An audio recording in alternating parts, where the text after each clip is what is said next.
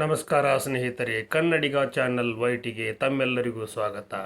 ನಾನಿವತ್ತು Davanagere by election ಬಗ್ಗೆ ಈ ಸಂಚಿಕೆಯ ಮೂಲಕ ಎಲ್ಲರಿಗೂ ಕೂಡ ಇಲ್ಲಿ ಏನು ನಡೀತಾ ಇದೆ ಹಾಗೂ ಅಲ್ಲಿ ಯಾವ ಅಭ್ಯರ್ಥಿ ಗೆಲ್ಲಬಹುದು ಹಾಗೂ ಆ ವಿಧಾನಸಭಾ ಮತಕ್ಷೇತ್ರದಲ್ಲಿ ಇರತಕ್ಕಂಥ ಮತದಾರರ ಮನದಾಳದ ಮಾತುಗಳೇನು ಅನ್ನೋದನ್ನು ಕೂಡ ಈ ಸಂಚಿಕೆಯ ಮೂಲಕ ಸಮಗ್ರವಾದ ವಿಚಾರಗಳನ್ನು ತಮ್ಮ ಮುಂದೆ ಮಂಡಿಸಲಿಕ್ಕೆ ನಾನು ಬಯಸಿದ್ದೇನೆ. ನಿಜಕ್ಕೂ ಕೂಡ ದಾವಣಗೆರೆ ಮತದಾರ ಕ್ಷೇತ್ರ, ವಿಧಾನಸಭಾ ಮತದಾರ ಕ್ಷೇತ್ರ ಅಂತಂದ್ರೇ ಅದು ಪ್ರತಿಷ್ಠಿತ ಒಂದು ಕ್ಷೇತ್ರ ಅಂತ ಹೇಳ್ಬೋದು. ಯಾಕಂದ್ರೆ ದಶಕಗಳ ಕಾಲ ಒಂದೇ ಕುಟುಂಬದ ಕಪಿ ಮುಷ್ಟಿಯಲ್ಲಿ ಸಿಲುಕಿರ್ತಕ್ಕಂಥದ್ದು, ಜೊತೆಗೆ ಅದೇ ಮನೆತನದ ಅಭ್ಯರ್ಥಿಗಳೇ ಬರ್ತಾ ಇರ್ತಕ್ಕಂಥದ್ದು ಒಂದು ವಿಶೇಷ. ಯಾಕಂದರೆ ಅಲ್ಲಿ ಶಾಮನೂರು ಶಿವಶಂಕರಪ್ಪನವರು ನಿಜಕ್ಕೂ ಕೂಡ ಕಾಂಗ್ರೆಸ್ಸನ್ನು ತನ್ನ ಹಿಡಿತದಲ್ಲಿ ಇಟ್ಕೊಂಡಿದ್ದರು ಅನ್ನುವಂಥ ಭಾವನೆ ಪ್ರತಿಯೊಬ್ಬರಲ್ಲೂ ಇದೆ. ಯಾಕಂದರೆ ಕಾಂಗ್ರೆಸ್ ಪಕ್ಷ ಅವರನ್ನು ಹಿಡಿದು ಇಟ್ಕೊಂಡಿಲ್ಲ, ಶಾಮನೂರು ಕುಟುಂಬದ ಮನೆತನದವರೇ ಕಾಂಗ್ರೆಸ್ ಪಕ್ಷವನ್ನು ತಮ್ಮ ಹತೋಟಿಯಲ್ಲಿ ಇಟ್ಕೊಂಡಿದ್ದಾರೆ ಅನ್ನುವಂಥ ಮಾತುಗಳನ್ನು ಕೂಡ ಆ ಕ್ಷೇತ್ರದ ಜನತೆ ಆಡ್ತಾ ಇದ್ದಾರೆ. ಜೊತೆಗೆ ಈ ಸಲ ಶಾಮನೂರು ಶಿವಶಂಕರಪ್ಪನವರ ನಿಧನ ನಂತರ ನಡೀತಿರ್ತಕ್ಕಂಥ ಈ ಒಂದು ಪ್ರತಿಷ್ಠಿತ ವಿಧಾನಸಭಾ ಬೈ ಎಲೆಕ್ಷನ್ನಲ್ಲಿ ಯಾವ ಅಭ್ಯರ್ಥಿ ಗೆಲ್ಬೋದು? BJP ಅಭ್ಯರ್ಥಿ ಗೆಲ್ತಾರಾ? ಪಕ್ಷೇತರ ಅಭ್ಯರ್ಥಿ ಗೆಲ್ತಾರಾ? ಜೊತೆಗೆ ಕಾಂಗ್ರೆಸ್ ಪಕ್ಷದ ಅಭ್ಯರ್ಥಿನೇ ಮತ್ತೊಮ್ಮೆ ತನ್ನ ಕ್ಷೇತ್ರದಲ್ಲಿ ಪಾರುಪತ್ಯವನ್ನು ಮೆರಿತಾರ ಅನ್ನೋದನ್ನು ಕೂಡ ನೀವು ಕೇಳ್ಬೋದು. ಆದರೂ ಕೂಡ ಇಲ್ಲಿ ಹಲವಾರು ಜನರನ್ನು ನಾನು ಮಾತನಾಡಿಸಿದಾಗ ಅವರೆಲ್ಲರ ಮನದಾಳದಿಂದ ಬಂದಿರತಕ್ಕಂಥ ಮಾತು ಅಂತಂದರೆ, ಏನೇ ಆಗಲಿ ಈ ಸದ್ಯನೇ ನಮಗೆ ಹೇಳಲಿಕ್ಕೆ ಸ್ವಲ್ಪ ಕಷ್ಟ, ಆದರೂ ಕೂಡ ಒಬ್ಬ ಅಭ್ಯರ್ಥಿ ಮಾತ್ರ ಖಂಡಿತ ಆಗೇ ಆಗ್ತಾನೆ ಅನ್ನುವಂಥ ಆತ್ಮವಿಶ್ವಾಸದ ಮಾತುಗಳನ್ನು ಕೂಡ ಹೇಳ್ತಾರೆ.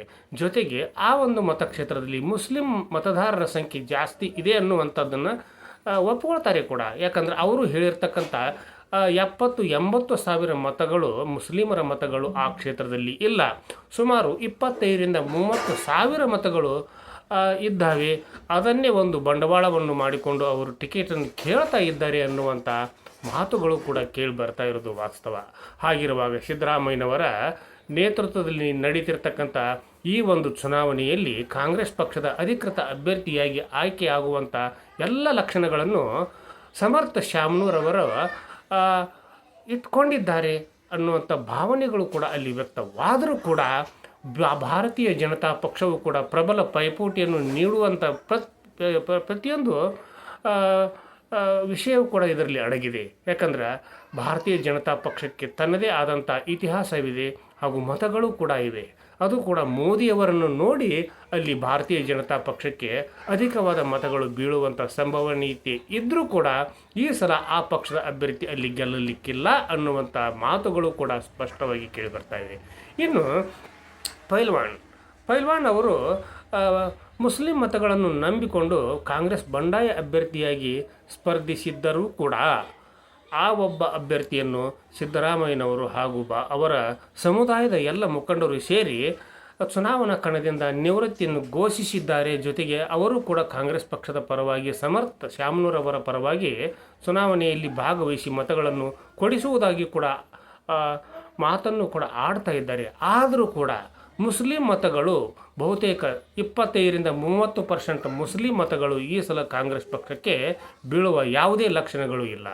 ಜೊತೆಗೆ ಭಾರತೀಯ ಜನತಾ ಪಕ್ಷದ ಒಂದು ವಿಚಾರವನ್ನು ಅಲ್ಲಿಯ ಮತದಾರರು ಯಾವ ರೀತಿ ಅರ್ಥೈಸ್ತಾರೆ ಅಂತಂದರೆ, ಕರ್ನಾಟಕದಲ್ಲಿ ಸಿದ್ದರಾಮಯ್ಯ ಬೇಕು, ಕೇಂದ್ರದಲ್ಲಿ ನರೇಂದ್ರ ಮೋದಿ ಬೇಕು ಅನ್ನುವಂಥ ಮಾತುಗಳನ್ನು ಕೂಡ ಅವರು ಆಡ್ತಾ ಇದ್ದಾರೆ.